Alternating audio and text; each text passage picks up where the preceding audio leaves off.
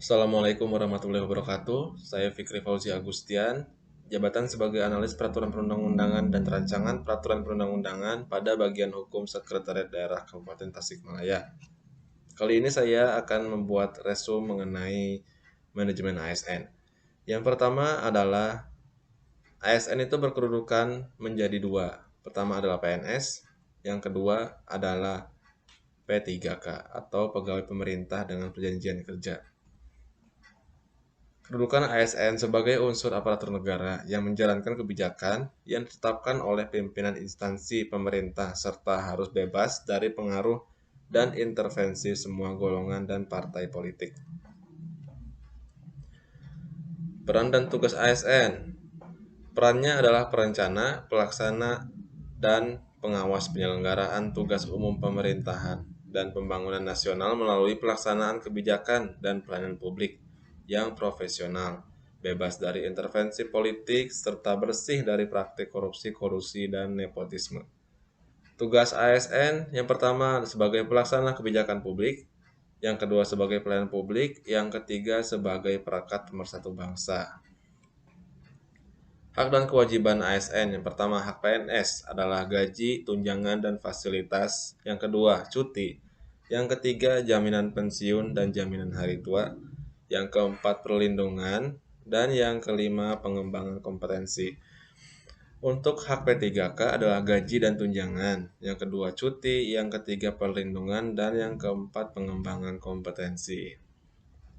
Kewajiban ASN berarti PNS dan P3K, yaitu setia dan taat pada Pancasila, Undang-Undang Dasar 1945, Negara Kesatuan Republik Indonesia, dan pemerintah yang sah. Yang kedua, menjaga persatuan dan kesatuan bangsa. Yang ketiga, melaksanakan kebijakan yang dirumuskan pejabat pemerintah yang berwenang. Yang keempat, mentaati ketentuan peraturan perundang-undangan. Yang kelima, melaksanakan tugas kedinasan dengan penuh pengabdian, kejujuran, kesadaran, dan tanggung jawab. Yang ketujuh, menunjukkan integritas dan keteladanan dalam sikap, perilaku, ucapan, dan tindakan kepada setiap orang, baik di dalam maupun di luar kedinasan.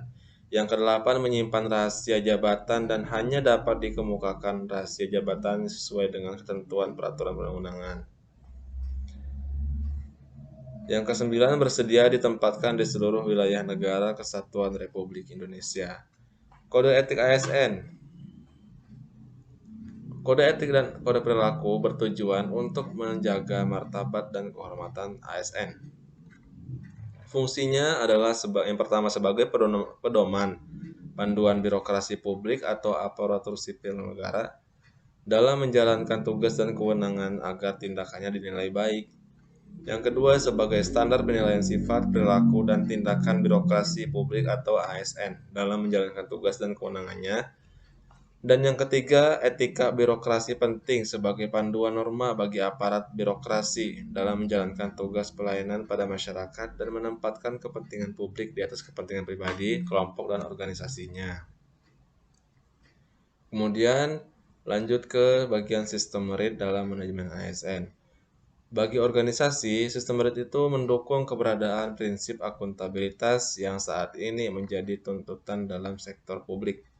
Bagi ASN itu sendiri, yaitu menjamin keadilan dan juga menyediakan ruang keterbukaan dalam perjalanan karir seseorang pegawai.